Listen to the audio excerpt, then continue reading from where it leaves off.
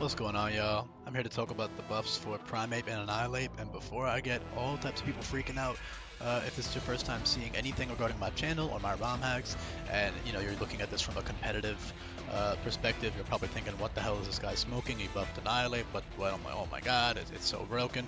And you'd be right if this was a competitive ROM hack. I mean, yeah. Although honestly, shit like G-Darm exists, so even that is, yeah. I mean, he's broken competitive. So you get my point. This is not balanced around competitive, okay? If you want more details or specifics about how this ROM hack is balanced and what it's, how it's intended to be played, I would highly recommend you just pause the video if you're new here. Also, shout out to you, by the way. Welcome if you're new. And if you're returning, I appreciate you coming back as always. I love all y'all, man. But yeah, if you're not returning and you're new here, pause the video, read the description. There is a bullet-pointed list explaining the key points about how this ROM hack is balanced, and it'll answer a lot of your questions that you might have about things in general.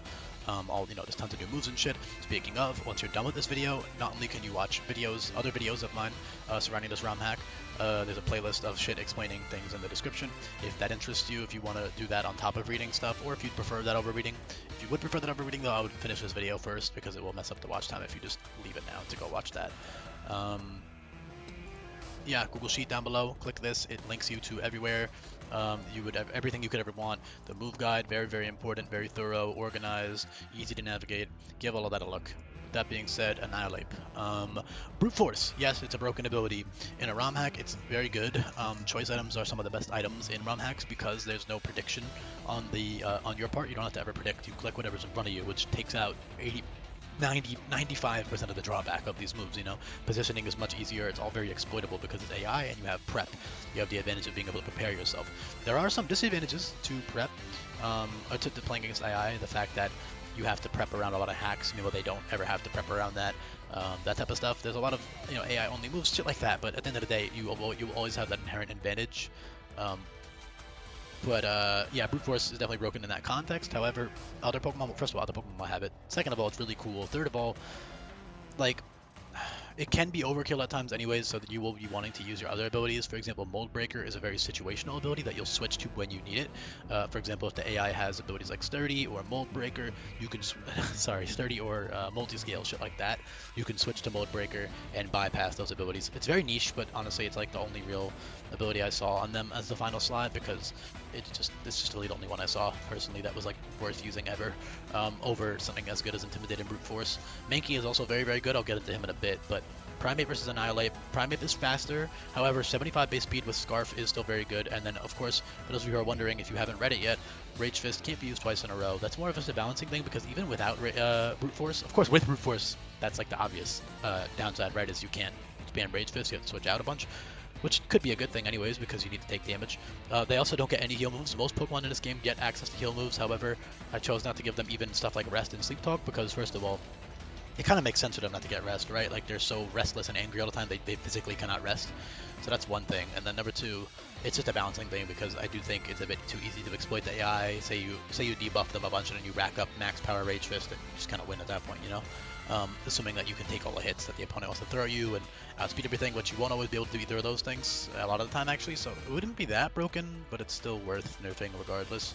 It also just encourages other playstyles and other things, because Rage Fist is still great, right? You can still get a kill and switch out and then switch back in. It's not that hard. You have tons of pivot moves on all your Pokemon you can try to switch between. Speaking of pivot moves, these guys do have access to the limited distribution parting shot as a TM, mostly because I see it, especially on Primeape. I don't see it as much as Annihilape, personally. I don't really see it very much, but I see it so much on Primeape that I was like, fuck it, I'll just let Annihilape have it too, because they're just so angry. I can see them using parting shot for sure. Although I am pretty strict with it now, like compared to something like Sweltering Sun, I'm pretty strict with distribution on that in terms of flavor. At least I try to be. There's some exceptions I'll make every once in a while, but yeah. These guys got tons of awesome stuff. Intimidate's obviously very fitting. I mean, look at, they're all fucking angry all the time. Speed-wise, so 75 base speed, if you look at it with Toy Scarlet hitting 373, which is outspeeding, I believe. Yep, you outspeed base 120, which is insane. Obviously there are faster Pokemon, but a lot of the time the fastest Pokemon on the AI's team might be around 120, so if you get a neutral speed nature, which is pretty likely, and you run Choice Scarf, you're guaranteed to outspeed, because all the eggs have max IVs for now. That might be another balance patch thing in the future. Maybe all the eggs won't have max IVs anymore. That might be a balancing thing I need to do. I probably will, actually. But I'd rather just let things change as time goes on and make balancing passes as the game is coming out. But for now, yeah, 75 base speed is insane with Choice Scarf, very, very fast. You outspeed a lot of the game, and you have tons of powerful moves, and it's just very, very good. It is a bit of a Scarf hog with Brute Force, however, there are a lot of situations where you will naturally outspeed something very bulky that you want to one-shot, and you can run a boosting item or utility item. Tons of ways you can abuse Brute Force, right? It's a very straightforward ability, though, at the end of the day. Intimidate with a Violate on Primeape is really great, and then of course with Annihilape it's very good. It also helps you get higher base power Rage Fists, even though you don't have healing moves. I would say the main use is like to pivot around, though, just to get those pivots with like Parting Shot, Intimidate and shit. Or just to switch in better if you couldn't switch into something otherwise, although again there's always that crit risk, so not the biggest fan sometimes of Intimidate in game, but it's still good. Yeah, again, it is busted. Like, on paper, yeah, this is broken. It outspeeds everything, it kills everything, whatever. But, like, it still takes some level of prep and skill to use because you will have to switch out sometimes, unless the opponent's team is just all, you know, neutral to one type of attack, and then you can just spam that one type of attack.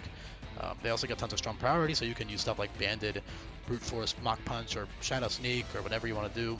As for Mankey, it's super fast, so all of them, I like to do little stat trends, right, with my mons. So all of these guys lose 20 speed each time they evolve because they make sense to do that, looking at their designs and stuff. So that's really cool. Also shit like Shadow Force and Phantom Force. So Shadow Force and Superpower are both physical Draco Meteor variants, while Phantom Force is recoil now. So that's why Phantom Force is after Shadow Force, for those who are wondering that. Soul Crush is Fairy type Wicked Blow.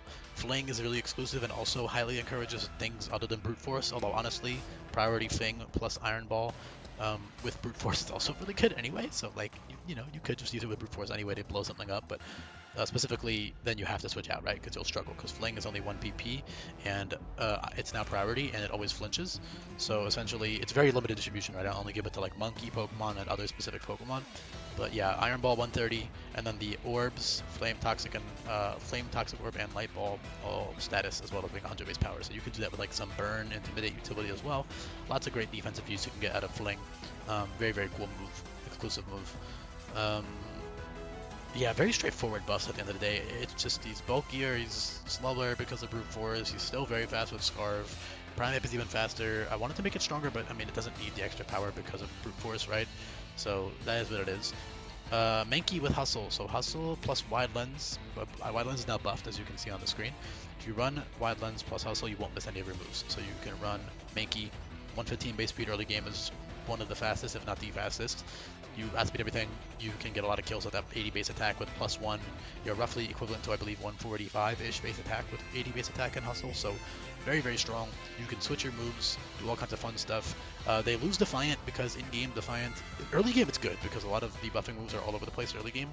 In Sweltering, Defiant wasn't bad late game because Parting Shot was on pretty much everything, but now Parting Shot is much less ubiquitous, so it's kind of mid towards the middle and end of the game. Defiant, it's not useless, you can still trigger it reliably, but it's not as easy to trigger. Meanwhile, in game, early game, you know, a lot of moves have debuffing effects of speed dropping or attack dropping stats. As you can see, a full list of them here on the screen. If you just go to the move guide and you click all debuffing attacking moves, here are all the attack dropping ones. Here are all the defense dropping ones. Here are all the speed dropping ones. So yeah, a lot of these are like early game moves, right? Of course, they're useful for the whole game because they're good utility, but for the AI at least, they're going to be earlier in the game. So yeah, switching your Mankey on a specific move, you get +2 attack, or even +3 depending on the move, and now you're you're super fast and super strong, really fucking strong. I'm not gonna lie. And then Mold Breaker I already covered, but that's useful for certain situations. So pretty straightforward. Again, I keep repeating myself, but I don't really know what else to say. I mean, they've got tons of great coverage, which they've always had in vanilla. To be honest, it's not even like a new thing. They've always had really good coverage. Other really cool moves I can cover, but I think, again, utility stuff like comeuppance and counter. I guess I can cover Hustle no miss moves. So not only do you have that Wide Lens buff with Hustle, but also certain moves just straight up won't miss with Hustle. Those moves in this case are Fake Out, Quick Attack, Mach Punch, Bullet Punch, Beat Up, Heat Crash, Shadow Punch, Lash Out? Acrobatics, First Impression, let's fact check myself. Hit Payback as well, maybe. Yeah, Payback. I said that before I read it, I promise. Yeah, you guys can see this list. Focus Punch, a couple others. U-Turn, that's a big one, I didn't mention that. Flail Reversal. Did I get them befuddle? I don't think I did. No, I did not, yeah. I don't really see it on them. Just for a second thought, maybe I did. Yeah, Raging Fury, Outrage, Kerfuffle, you know, tons. I mean, at that point, you're not keeping Mankey. Although, in theory, you could, because he is faster and he is strong. So, in theory, you could low-key keep Mankey past level 28 if you wanted to. I don't know if you should, but you definitely could, and you would be okay. If you like Mankey a lot for some reason, I don't know, he is fast and strong. So, yeah, that's about it. I mean, pretty straightforward. Rage Fist, again, it's not bad despite the nerf, but it is more of a balancing thing just because I don't like the idea of brainlessly spamming it. I like the idea of having to time the Rage Fist, and you get a limited 3 PP, so even if you do rack up, because again, it's easy to pivot versus the AI, right? You can bait, you know, resisted moves with your good bulk and take the hit. And even after, the thing is, you don't need 300 base power Rage Fist. You only need to get hit twice for it to be 150 base power spammable move. Or not spammable, but it doesn't drop your attack. Meanwhile, something like Shadow Force, despite being 140 base power, it drops your attack by -2, so you have to, you know, weigh those options. Meanwhile, pivoting twice, Rage Fist. Also, Rage Fist is much earlier than Shadow Force as well. It's much earlier, so that's another reason against Rage Fist. And yeah, Phantom Force is the very end because with Scarf Brute Force, Phantom Force is fucking crazy. Your only other spammable ghost moves are Shadow Sneak and Shadow Punch. Shadow Punch being 80 base power. I was wondering if people noticed that I removed Shadow Claws. I don't really see a Shadow Claw on them. They don't really have claws to me at all. They got fists or like mittens or muffs or punching hands, not claw, scratching hands. Personally, I don't see that. So that's why I removed Shadow Claw. But Shadow Punch is the same base power. The only benefit of Shadow Claw is that Shadow Claw will become 120 base power if you hold Scope Lens, because it always crits with Scope Lens. But it's not really a big deal, and I don't know, I just don't really like the flavor of it on him, so I removed it. Shadow Punch is 80 though, very solid, reliable, and then of course Brute Force buffs that power immensely. So yeah, that's about it. Again, that Fling utility is super cool. I don't want to understate how useful that is.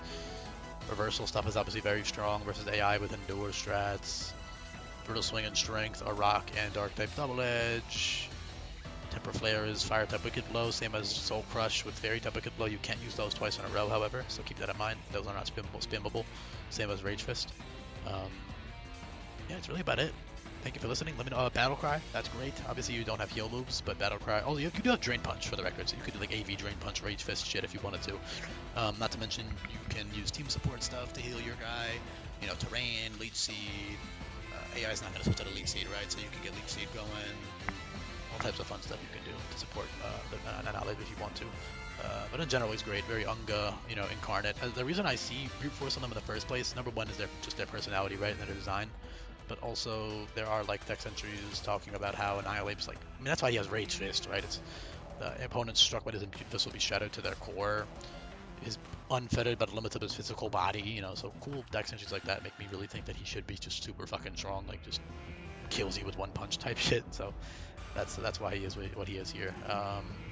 Yeah, and also, again, the concept of overkill, so sometimes you don't, you know, it doesn't matter, you're fighting AI, right, so sometimes you don't need that much damage. It's still good, don't get it twisted. I mean, it is good to help with ranges, guaranteeing certain KOs, being able to get 2 KOs in a row with, like, Scarf, because you had that damage boost, whatever it is, but also a lot of times it is overkill. You don't need that much damage, so that's another reason to use the other abilities. Thank you for listening. Let me know if you made it to the end, leave a comment down below, let me know what you think, and I'll be back for more coming up. Peace.